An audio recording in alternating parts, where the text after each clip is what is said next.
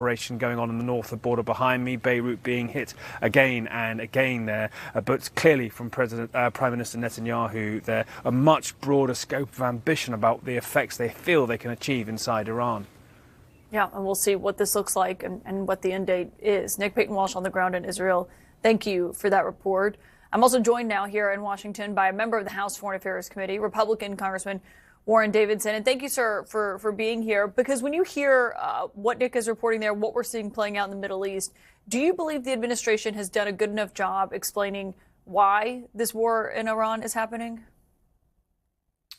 I don't. I had asked for a classified briefing last week before the war began to explain what is the mission, define the mission in Iran. And we're seeing that today with multiple definitions, even as you interviewed Tim Sheehy. So, and that's why you want to do this with full congressional authorization so that you have the debate. Even when that's been done, you know, I think back to the start of the war in Iraq, which I opposed personally, but the country decided to go to. There was a vote, Congress authorized it, but it was supposed to be a limited war with a limited objective to get the weapons of mass destruction. And you saw very quickly that pivoted to a regime change war where the end state was supposed to be this Democratic Republic of Iraq. And you already see that vision for a democratic future for Iran. And Prime Minister Netanyahu somehow thinks that that can magically happen with some air power. We couldn't even make regime change happen with air power in Serbia and Kosovo in the 90s. It does take boots on the ground historically to do that. If it's not done very aggressively by the people, that usually doesn't work because the people in power have all the weapons and all the power.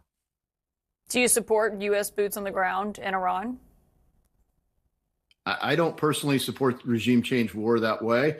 And even if there were to be such an action, it would require a vote by Congress, according to our Constitution. So I look, President Trump has historically been reluctant to use force. He campaigned, as you pointed out, against starting a war in Iran.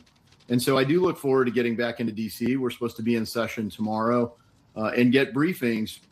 And I want to see the intelligence that President Trump found persuasive and, you know, persuade us. I'm open to being persuaded, but I've been asking for the briefing. I hope we get it. Yeah, and I assume you probably think that should have happened before this. But when you mentioned regime change there, I want you to listen to what we heard from Secretary Hegseth this morning. This is not a so-called regime change war, but the regime sure did change. Some people might hear that and be confused how this is not a regime change war if the United States just took out, 40 or so members of the Iranian regime, including the supreme leader. Yeah, I like the way Pete Hegseth phrased that. I mean, look, in his version, the end state isn't we're going to install some form of different government in Iran. We're not going to be responsible for that. You could see in some of the statements by Secretary Hegseth and President Trump that it's up to the Iranian people to get their government. They're going to have a window where they could act. But look, no one outside of a handful of radical, Shiites in Iran is mourning the loss of the Ayatollah. I mean, he's an evil man. So even if the path to doing that wasn't optimal or frankly even constitutional, good riddance. I think the world's a better place without the Ayatollah. But the regime that was surrounding the Ayatollah is still in control of the country of Iran. And I think that's the distinction he's making is, the regime did change. You no longer have an Ayatollah. In some ways, though, that tends to radicalize others. And you could appreciate that would certainly radicalize the United States if someone it took doesn't a similar action to our leadership. It doesn't always promise a more democratic or leader that they might be happier with. You talked about you wanted to be persuaded by the administration, that you could be persuaded. Secretary Rubio said today that the United States struck because Israel was planning to attack, and he was arguing that if Israel did, Iran would go after U.S. bases in the region, so this is more of a preemptive strike. Is that a sufficient reason for what is happening right now, what the United States just did, in your view? Well, that was a very disappointing explanation by Secretary Rubio. I mean, he's had very few misses. I think he's been a phenomenal Secretary of State, and I have a great deal of confidence in him. And I think that was just a poor answer. I hope there's better intel on that. I mean, look, America is a republic, not an empire. And if we are going to be continue to behave as an empire where we go to all the wars and all the places as the neoconservatives have wanted, I mean, that's a big part of why President Trump ran. It's a big part of the whole logic behind America First is to reject this whole globalist mindset. But if you are even going to embrace the globalism, at least let our emperor be the ruler of the empire, not somebody else. I think that's a very troubling phrase and explanation by Secretary Rubio. So I hope he clarifies that when he comes to speak with us. Republican Congressman Warren Davidson, thank you for joining us tonight.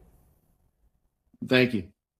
And we are staying on top of the breaking news in the Middle East. And also, remember, we were talking. Military operations are intensifying across parts of the Middle East, with reports confirming continued strikes near the northern border and renewed bombardment in Beirut. But beyond the immediate battlefield developments, attention is now shifting toward a far more consequential question. What exactly is the United States trying to achieve inside Iran? According to reporting from the region, Israeli leadership appears to believe broader strategic effects can be achieved within Iranian territory itself.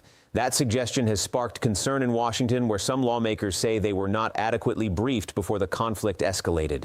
Republican Congressman Warren Davidson, a member of the House Foreign Affairs Committee, revealed he requested classified briefings before the war began. Briefings, he says, were meant to clearly define the mission and its objectives. His comments underscore a growing debate over whether Congress should have formally authorized military action before events unfolded. The congressman also drew comparisons to the early days of the Iraq War, a conflict that began with limited objectives but later evolved into a broader regime change effort. He cautioned that history shows air power alone rarely produces stable political transformation, and that regime change efforts often require far deeper involvement. That concern became even more pronounced after statements from administration officials suggesting this is not a regime change war, even though dozens of senior Iranian leaders, including the supreme leader, were reportedly killed in U.S. strikes. While Davidson stated he believes the world may be safer without the Ayatollah, he emphasized that removing one figure does not automatically dismantle the governing structure around him. The central tension now lies in how this operation is being defined. Is it a limited strike, a defensive action, or the beginning of something broader? When Secretary of State Marco Rubio characterized the action as preemptive, arguing Israel was planning its own attack and that Iran might have targeted U.S. bases, Davidson called the explanation disappointing and insufficient. He stressed that America is a republic, not an empire, and warned against drifting into open-ended global conflicts without clear constitutional authority. As lawmakers return to Washington for briefings, the administration may soon face mounting pressure to clarify its objectives, its intelligence assessments, and its long-term strategy. For now, the region remains on edge, and the debate at home is only beginning.